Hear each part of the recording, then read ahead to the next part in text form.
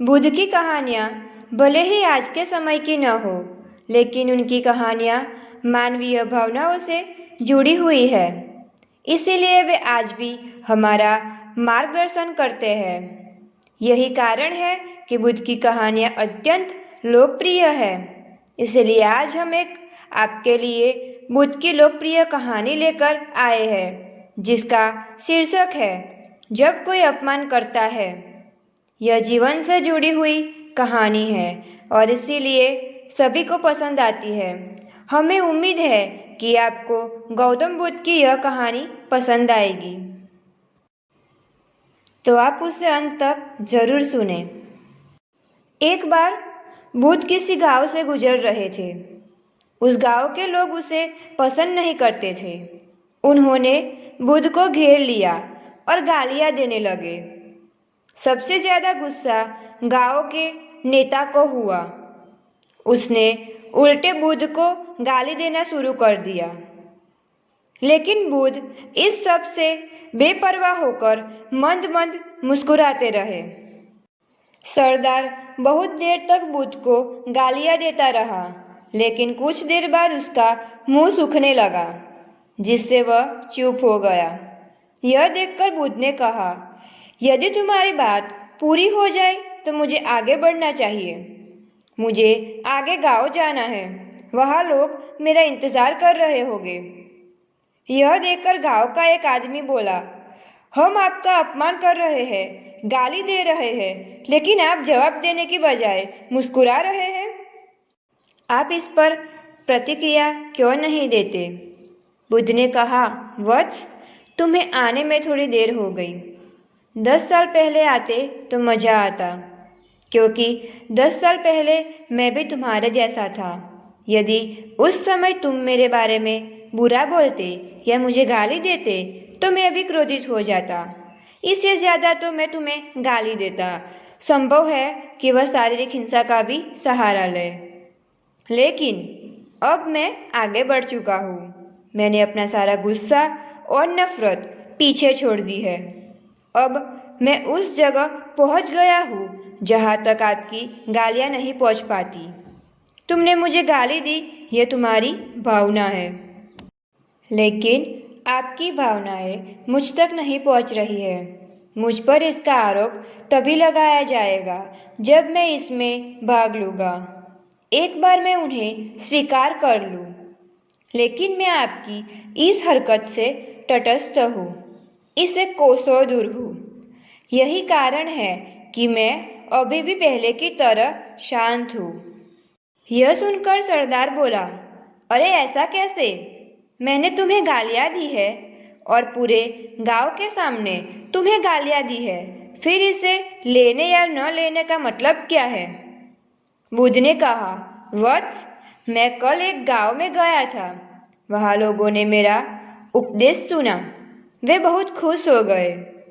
ग्राम प्रधान मेरे लिए मिठाइयाँ लेकर आए और मुझसे खाना खाने का आग्रह करने लगे। मैंने कहा, मेरा पेट भर गया है, इसीलिए मैं इसे स्वीकार नहीं कर सकता। यह सुनकर वह व्यक्ति मिठाई वापस लेकर चला गया, क्योंकि जब तक मैं कुछ न लूँ, कोई मुझे कैसे दे सकता है? इसमें मेरी सहमति तो आवश्यक है ना?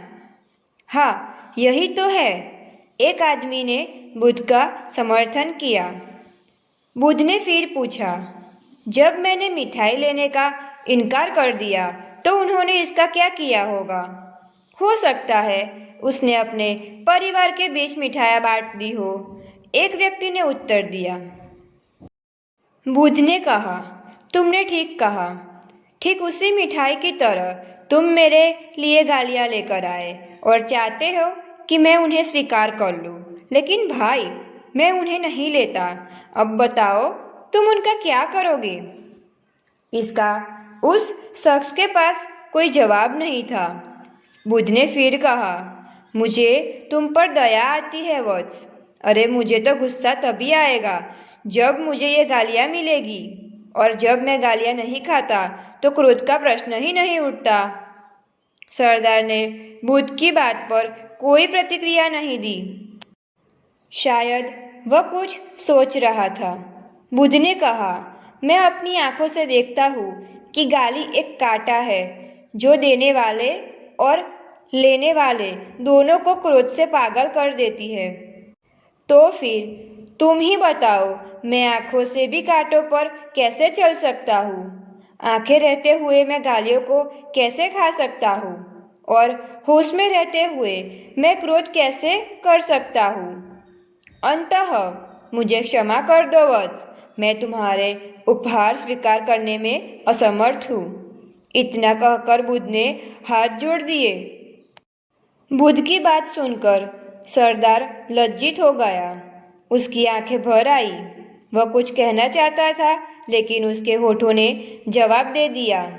और जब उससे और सहन न हुआ तो वह बुद्ध के चरणों में गिर पड़ा।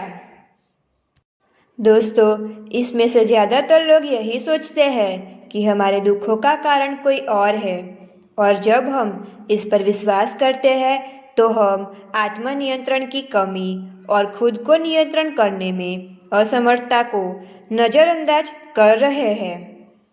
वास्तव में ये हम पर निर्भर करता है कि हम दूसरों द्वारा प्रदान नकारात्मक को स्वीकार करते हैं या नहीं।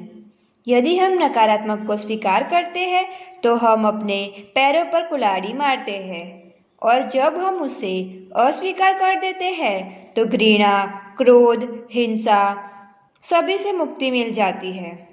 दोस्तों, हम आशा करते हैं कि आपको यह बुद्ध की कहानी जब कोई अपमान करता है पसंद आई होगी, और ऐसे ही रोचक कहानियाँ सुनने के लिए हमारी चैनल को लाइक, शेयर और सब्सक्राइब कीजिए।